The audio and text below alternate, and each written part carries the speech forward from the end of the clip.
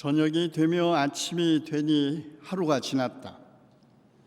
하나님께서 천지를 창조하신 첫째 날이 그렇게 지났다고 성경은 말합니다. 해가 뜨면서 하루가 시작된다고 생각하는 우리에게는 아침이 되고 저녁이 되니 하루가 지났다, 이렇게 말하는 것이 익숙한 표현입니다. 그런데 왜 창세기 저자는 저녁이 되고 아침이 되니 하루가 지났다고 말한 것일까요? 고대 이집트에서는 매일 파라오나 신관들이 정화의식을 치르며 하루 일과를 시작하느라고 새벽을 하루의 시작으로 삼았다고 합니다. 4,000년 전 바빌로니아에선 해질녘을 하루의 시작으로 보기도 했습니다. 중세 이탈리아도 이런 시간 계산법을 따랐고, 정통파 유대인들은 아직도 금요일 해질 무렵부터 토요일 해질 때까지를 안식일로 지키죠. 그런데 자정이 하루의 끝이 된 건 로마의 역법에서 유래했고, 12시간 단위로 낮과 밤을 나누는 역법도 로마에서 도입된 것입니다. 창세기에 대한 지난 200여 년 동안의 학문적 연구 결과에 의하면 창세기에서 여호수아기에 이르는 이른바 육경은 한 명 혹은 그 이상의 여러 편집자들에 의해서 후에 기술적으로 짜 맞춰진 몇 개의 연속된 자료들로 성립되어 있다고 합니다. 그 가운데 가장 오래된 두 자료는 하나님의 명칭을 특징적으로 사용하고 있어서, 한 문서는 야훼라는 하나님 이름을 쓴다고 하여 제2문서, 또 다른 자료는 엘로힘이라는 하나님 명칭을 사용한다고 하여 이문서라고 이름을 붙였습니다. 그런데 이 제2와 이문서는 주전 950년경 혹은 그 후 1, 2세기 후까지 잡습니다. 그런데 오늘 우리가 함께 들은 창세기 1장 1절부터 2장 3절까지의 창조 이야기는 이른바 사제파 문서, 프리스터, 그래서 제사장 문서라고 이름을 붙였습니다. 이 사제파 문서는 후기의 첨가를 제외하고는 모두가 다 바빌로니아 포로기 이후, 다시 말해 주전 538년부터 450년 사이에 편집되고 기록된 책이라는 것입니다. 이런 분류와 연대 설정, 그냥 편의상 그렇게 붙인 것이고 대부분 추측에 의해 근거된 것이기 때문에 지나치게 과대평가될 필요는 없지만, 그러나 우리에게 매우 중요한 정보를 줍니다. 말씀드린 것처럼 창세기 1장 1절부터 2장 3절까지의 창조 이야기는 주전 6세기 바빌론의 포로로 잡혀간 유대 지식인들과 사제들에 의해서 만들어진 책이라는 것입니다. 다시 말해 바빌론을 포로로 잡혀갔던 유대 지식인들은 이미 고대 근동 메소포타미아에 광범위하게 흩어져 있었던 수많은 창조 설화들을 듣고 알게 되었다는 것입니다. 그리고 성경도 이 고대 근동의 창조 설화들의 영향을 받은 것이 사실입니다. 아까 말씀드린 것처럼 하루의 시작을 저녁으로부터 계산한 셈법은 바빌로니아 전통이라면 창세기 1장 1절 매 창조가 끝난 날마다 덧붙이는 말, 저녁이 되니 저녁이 되고 아침이 되니 하루가 지났다라는 이런 시간 셈법도 어쩌면 고대 근동 메소포타미아와 가나안에 널리 퍼져 있었던 창조 설화의 영향을 받은 것이 아닐까 추정합니다.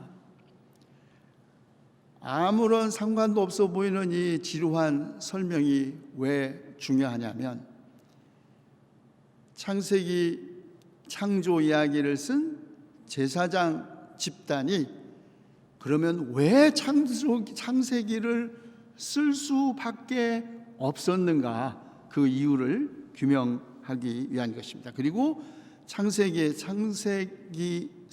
창세기는 왜 고대 바빌로니아나 이집트의 멤피스에서 널리 확대되던 창조 설화와 무엇이 다른가 밝혀보려고 합니다.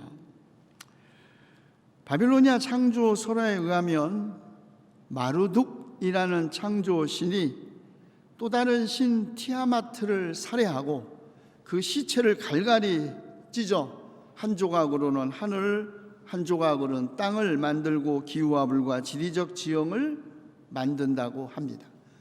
고대 메소포타미아에 있었던 대부분의 창조 이야기는 신들의 전쟁 이야기입니다. 그런데 창세기 저자는 그 복잡하고 다단한 신들의 싸움과 다툼과 갈등과 증오와 사랑의 이야기들을 다 배제하고 단 한마디로 설명합니다. 태초에 하나님이 천지를 창조하셨다. 그분은 천지를 창조하기 위하여 또 다른 신들과의 다툼이 필요했던 분이 아니었다. 그런 세상을 창조하기 위해서 수많은 물질과 자료를 필요로 했던 것이 아니고 오직 다만 말씀으로 천지를 창조하셨다는 것입니다. 창조의 목적도 다릅니다. 바빌로니아의 창조신화인 에누마 엘리슈아에 의하면 마루둑은 신들을 쉬게 하려고 인간을 만들었다고 합니다. 물론 창세기도 하나님이 엿새 날까지 창조를 마치시고 일흔 날에 하시던 모든 일에서 손을 떼고 쉬셨다고 하죠. 겉으로는 비슷한 것 같죠, 신들의 휴식. 그러나 사실은 크게 다릅니다. 바빌론 신화에 의하면 인간을 만든 이유는 신들이 쉬고 신들이 하는 일들을 인간에게 맡기려고 했다면, 창세기의 인간 창조 이야기, 하나님의 쉼은 쉬는 날 인간도 모든 피조물도 함께 쉬어야 했습니다. 피조물과의 관계도 다르죠. 바빌로니아 창조 설화에서는 창조주인 마루둑과 피조 세계와의 관계가 상하관계, 주종관계입니다. 그러나 창세기는 하나님이 피조 세계에 이름을 주셨고 창조는 하나님 보시기에 좋았다고 합니다. 그리고 하나님은 자기의 피조물인 인간과 계약을 맺으심으로써 그의 피조물인 인간과 평등한 계약 관계를 만드셨습니다. 우리는 창세기와 바빌로니아 창조 설화를 비교함으로써 사제파 문서의 창세기가 자기 나라 유다를 폭력적으로 파멸시키고 수많은 사람들을 포로로 잡아간 바빌로니아 제국의 창조 설화에 대한 신학적 응답이라는 것을 알 수 있습니다. 나라를 잃고 성전도 파괴되었고 남의 나라의 포로로 잡혀간 신세였지만, 창세기 저자는 말씀으로 창조하신 하나님을 폭력과 전쟁의 신 마루둑에 대립시켰고, 피조된 세계를 보시기에 좋았다고 하신 하나님과 살해된 신들의 지체와 피로 세계를 만든 마루둑을 대립시킨 것입니다. 하나님은 스스로 계신 분이기에 족보가 없으신 분인데, 마루둑은 신들의 수많은 족보들 속에 그 중간쯤에 태어난 창조주였습니다. 족보가 있을 수 없는 하나님과 많은 신들의 중간 족보에 등장하는 마루둑을 대립시켰고, 무로부터 창조하신 하나님을 신들의 시체에서 창조한 마루둑을 대립시켰던 것이죠. 우리는 창세기의 창조 이야기가 사제파 문서에 속한 것이고 바빌로니아 포로기에 속한 것임을 앞서 말씀드렸습니다. 그렇다면 창세기의 창조 이야기는 나라를 빼앗기고 망한 약소민족의 자기만족적인 과대망상이 지어낸 허구라고 할 수 있을까요? 빈수레가 요란하다고 흔히 약소국이나 약한 사람들이 오히려 자신의 역사를 과대하게 포장하거나 별것도 없는데 자신을 뭔가 대단한 것처럼 과시하는 경향이 있죠. 바빌로니아 제국의 입장에서 보면은 포로로 잡혀왔던 소수민족, 유대민족들이 만들어내는 창조설화가 어쩌면 그렇게 보였을지도 모릅니다. 그러나 창세기 저자는 바빌로니아 제국의 창조설화에 대응하려는 의도를 가지고 우리가 바빌론보다도 더 위대한 민족이다라는 것을 주장하기 위하여 허황된 창조 이야기를 쓸 목적이 있었던 것이 아닙니다. 창세기 저자가 고백하는 창조주 하나님, 그 하나님은 이제 더 이상 조그마한 이스라엘 부족 합비로 이스라엘 유대 민족신이 아니라는 것입니다. 창세기를 쓴 것도 바빌로니아 제국의 창조설화에 맞서는 데 목적이 있었던 것이 아닙니다. 창세기 저자는 전적으로 새로운 세상, 전적으로 새로운 세계 질서를 꿈꾸었던 사람입니다. 물론 아시리아와 이집트, 바빌로니아 제국을 거치면서 이스라엘이 겪어야 했던 역사적 고난과 고통이 그 이야기의 배경에 있는 것은 사실입니다.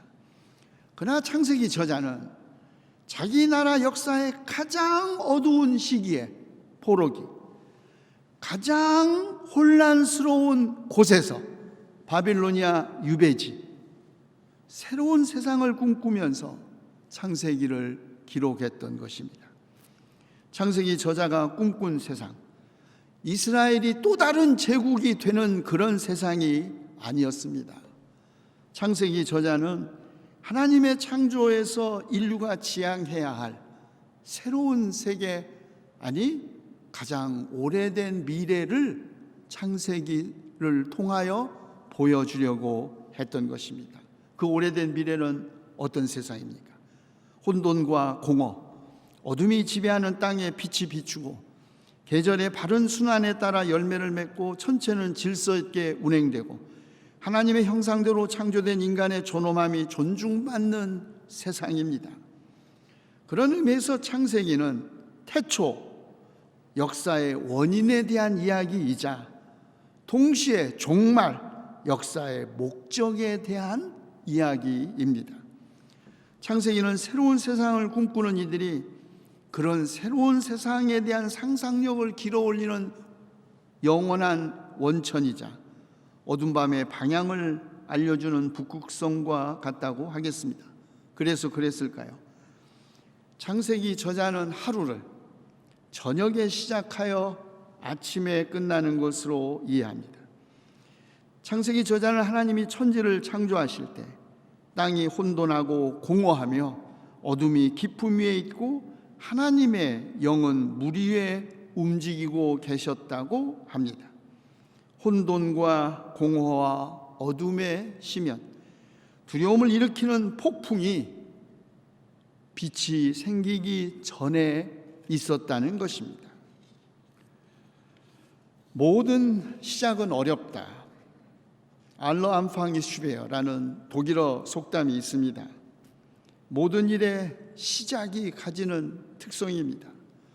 모든 시작은 창세기의 증언처럼 혼돈스럽고 공허하고 어둠이 깊음 위에 있는 것과 같습니다. 시작은 혼돈스럽습니다. 모든 것이 확실하지 않기 때문이죠. 그리고 시작은 공허합니다. 결과가 어둠 속에 있기 때문입니다. 그래서 하나님은 가장 먼저 빛을 창조하신 것이죠. 그리고 빛은 즉각적으로 혼돈에 쌓여있던 세계를 가득 채웠고 하나님은 빛을 낮이라 하시고 어둠을 밤이라고 하셨습니다. 이로써 하나님은 처음으로 시간을 창조하신 것이죠. 그리고 창조의 하루는 저녁이 되고 아침이 되어서 지나갑니다.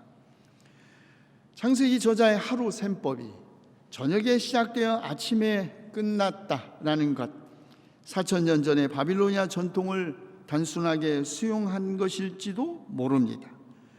그러나 창세기 저자는 바빌로니아 제국의 유배지에서 바빌로니아 창조 설화에 대한 하나의 대안적 창세기를 써야 했던 상황에 있었다는 것을 우리는 기억해야 합니다.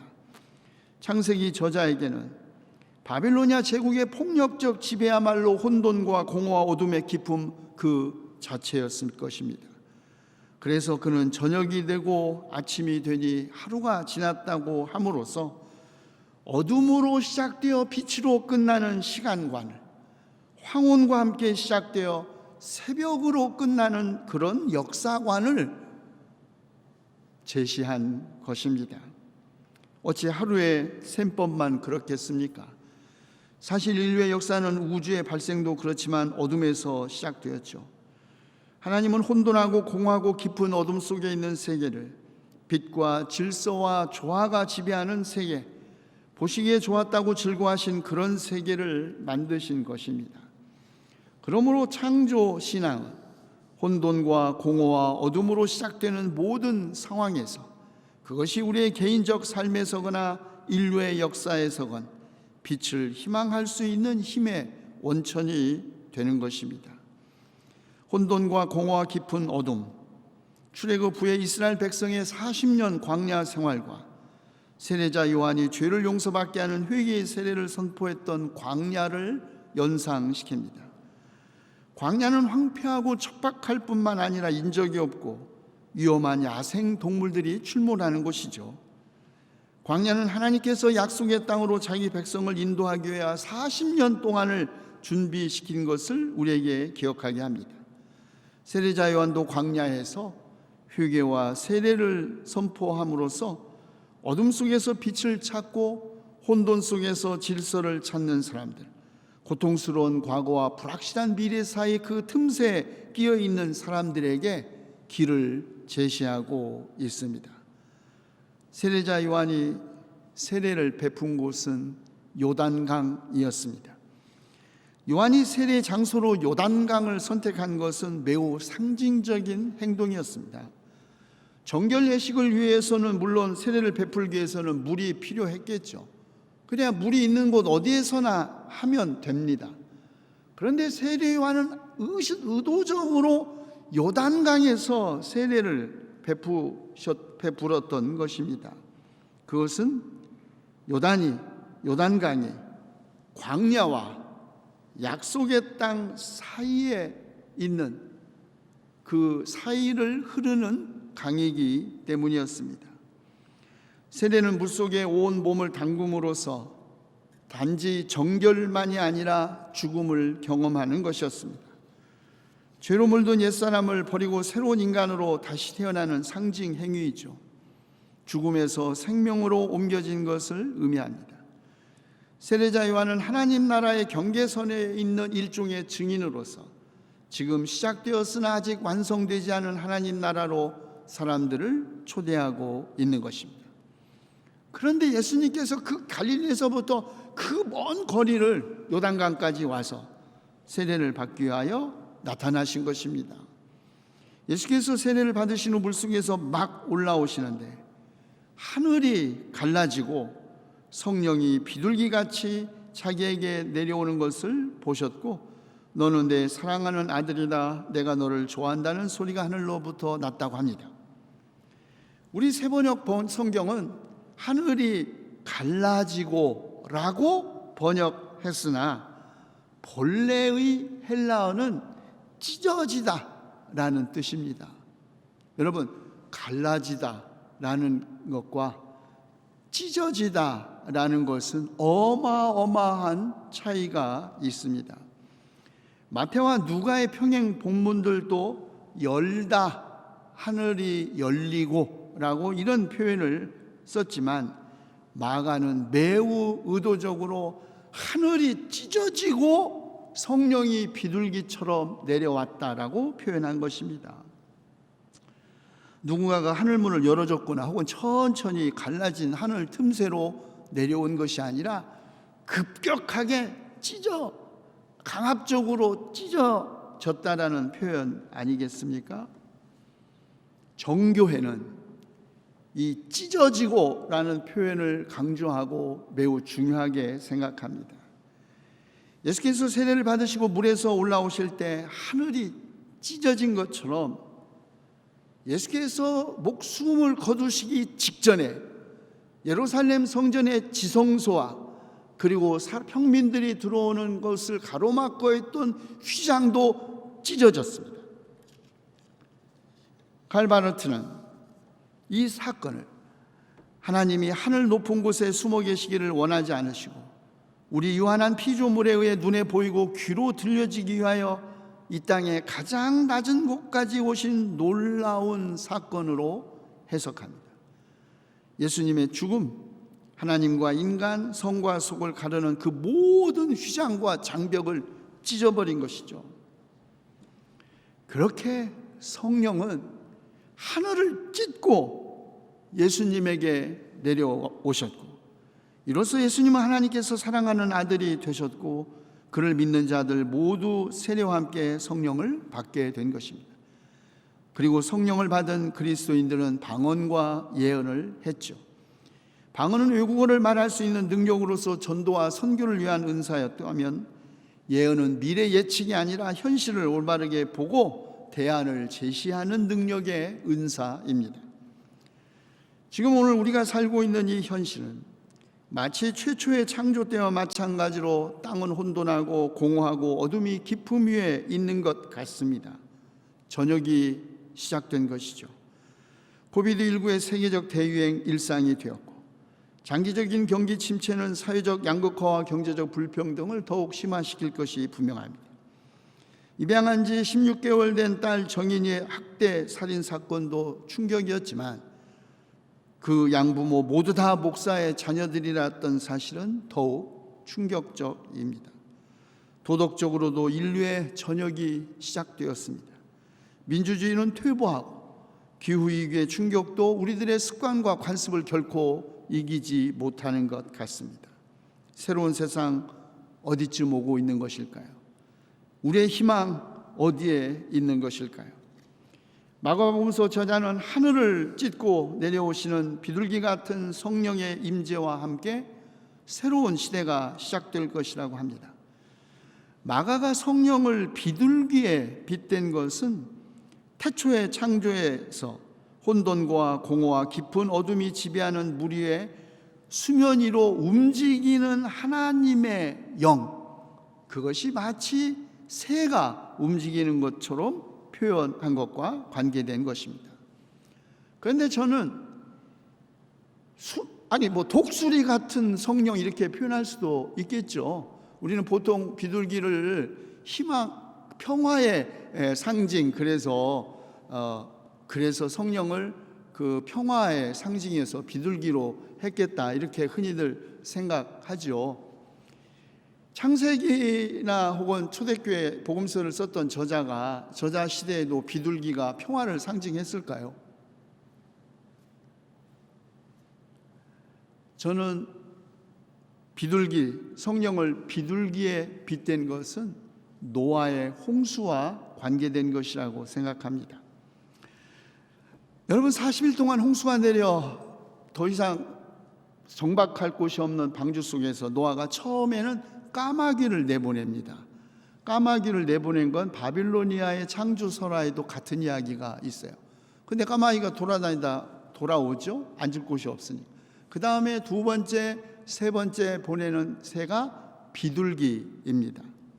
첫 번째 그냥 돌아온 비둘기, 두 번째 돌아올 때 그 비둘기가 입에 금방 딴 올리브 잎을 부리에 물고 돌아왔습니다.